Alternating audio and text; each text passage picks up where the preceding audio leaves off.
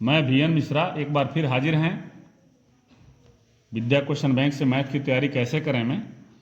कल हमने द्विघात समीकरण का अति लघु उत्तरीय खत्म कर दिया था। अब लघु उत्तरीय शुरू किया जाए। पहला क्वेश्चन दिया है, एक ऐसे आयताकार पार्क को बनाना है जिसकी चौड़ाई लंबाई से 3 मीटर कम हो। चौड़ाई लंबाई से 3 मीटर कम हो। माना लंबाई x तो चौड़ाई x माइनस 3। क्षेत्रफल क्या हो जाएगा? लंबाई गुणे चौड़ाई, यानी कि x मल्टीप्लाई x माइनस 3, यानी कि x स्क्वायर माइनस 3x। ये हो गया लंबाई। अब क्या कह रहा है, इसका क्षेत्रफल पहले से निर्मित समद्विबाहु त्रिभुजाकार पार्क जिसका आधार आयत पार्क की चौड़ाई, फिगर देखिए, ये x मान लिया गया है। तो ये हो गया है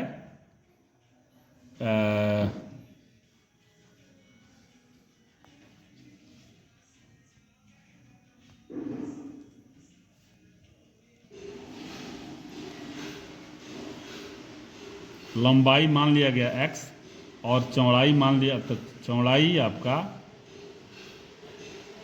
x माइनस 3 होगा। ठीक है। और इसी चौड़ाई के आधार पे आपका ये है, एक समद्विबाहु त्रिभुज बना है जिसका ऊंचाई 12 है। ये ऊंचाई आपका 12 है। ठीक है। इसका क्षेत्रफल इसके क्षेत्रफल के बराबर है। क्वेश्चन कह रहा है से 4 वर्ग मीटर अधिक हो, ऊंचाई से 4 वर्ग मीटर अधिक हो। अच्छा, पहले इसका एरिया निकाल लीजिए। इस लंबाई x माइनस 3 ही हो जाएगा। सम द्विबाहु त्रिभुज का क्षेत्रफल बराबर 1/2 आधार ये गुणे लंब 12, 2 6 6x माइनस 18 दिया गया ना। अब क्या कह रहा है, जिसका क्षेत्रफल, किसका क्षेत्रफल? आयत का क्षेत्रफल। क्या है? समद्विबाहु त्रिभुज का जो क्षेत्रफल है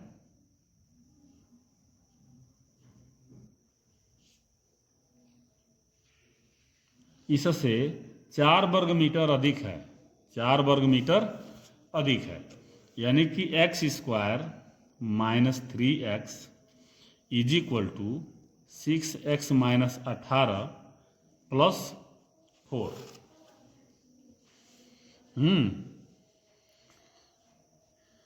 x square minus 3x 6x minus 14 घट जाएगा ना, अधिक में से कम वाला घटता है, अधिक वाले का चिन्ह लिखते हैं 14। इसको इधर ले आइए।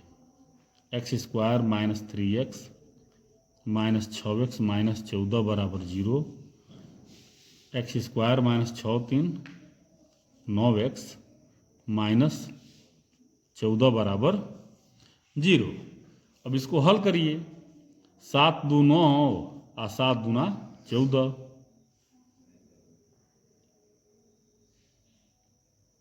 7 2 9, 7 दूना 14, तो 7 प्लस 2 होगा, तो फिर माइनस हो जाएगा, तो फिर ये प्लस हो जाएगा, गड़बड़ होगा। सिद्धराचार्य बाबा को ले आइए। ए बराबर 1, बी बराबर माइनस 9, सी बराबर 14। बी स्क्वायर माइनस 4 AC निकाल लीजिए। माइनस 9 का स्क्वायर माइनस 4 गुणे 1 गुणे 9 81, 14 चौको 56, 11 में से 6 जा 5 और 7 में से 5 जा 7 प्लस 2 x और प्लस 14 बराबर 0। x square minus 7x minus 2x plus 14 बराबर 0, x minus 7 minus 2 x minus 7, x minus 7 x minus 2 बराबर 0, एक्स माइनस 7 बराबर 0, एक्स बराबर 7 और एक्स बराबर माइनस 2 बराबर 0।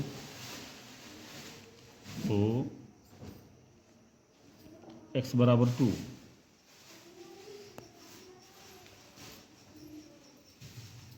ठीक है। तो अब यहाँ तो दोनों प्लस में आ गया, ये x बराबर 7 और x बराबर 2 दोनों आ गया, अर्थात लंबाई बराबर 7 तो चौड़ाई बराबर 7 माइनस 3 बराबर 4। और यदि लंबाई बराबर 2 तो चौड़ाई बराबर 2 माइनस 3 बराबर माइनस 1, जो अग्राह्य है। लंबाई ऋणात्मक नहीं होती, इसलिए चौड़ाई लंबाई 7 चौड़ाई 4।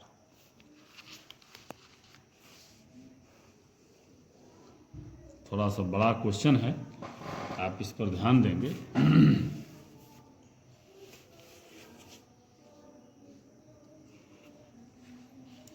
इस तरह के बहुत सारे क्वेश्चन आएंगे। जैसे एक क्वेश्चन अभी आगे का देखिए लेते हैं, ठीक इसी प्रकार का है। 2 क्रमागत विषम धन पूर्णांक ज्ञात करिए। 2 क्रमागत, 2 कंसेक्यूटिव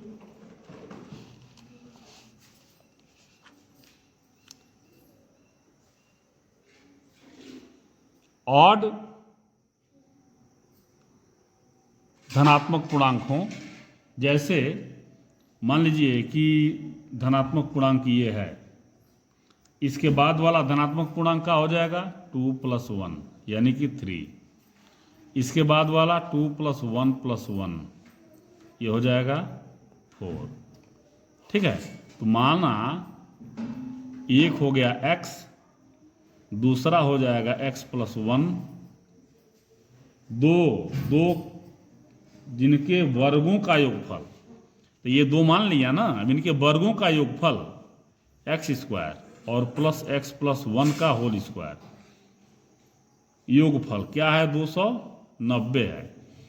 तो x² प्लस होल स्क्वायर करिए, x² + 2x + 1 बराबर 290, 2x² + 2x + 1 माइनस 290 बराबर 0, 2x² + 2x ये घट जाएगा, ये आ जाएगा आपका -289 बराबर 0।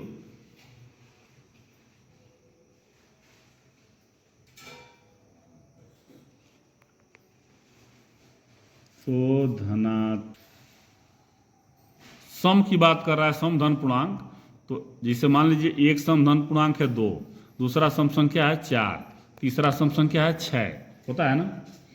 तो एक मान लिया x, दूसरा x + 2, तीसरा x + 4, ऐसे होता है। तो x मान लिया, x + 2, दोनों के वर्गों का योगफल 290। अब ये आपका a² + b²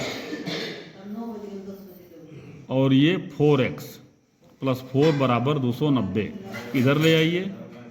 4x + 4 माइनस 290 286। अधिक में से कम वाला घटेगा, अधिक वाले का चिन्ह लिखा गया। अब 2 से कट जाएगा, ये देखिए 2 कॉमन ले लीजिए, x² + 2x - 143 = 0, यानी कि x² + 2x - 143 = 0। अब खंड करिए, देखो 13 में से 11 घट गया, 2 आ गया, और 13 11 का गुणा करिए, 13 × 1 = 13 और 13 × 1 = 13 = 14 आ गया। यानी कि x square plus 13 minus 11 x minus 143 बराबर 0। X square plus 13 x minus 11 x minus 143 बराबर 0। X plus 13 minus 11 x plus 13 बराबर 0। एक्स प्लस 13 और x minus 11 is equal to 0। अब एक्स प्लस 13 बराबर 0 तो एक्स बराबर माइनस 13 और एक्स माइनस 11 बराबर 0 तो एक्स बराबर 11। अब ये आ गया ना, तो संख्याएं ऋणात्मक नहीं होती, संख्याएं ऋणात्मक नहीं होती। तो ये है आपका 11, एक संख्या है 11, दूसरा 11 प्लस 2 यानी कि 11 और 13, यही आपका आंसर आ जाएगा।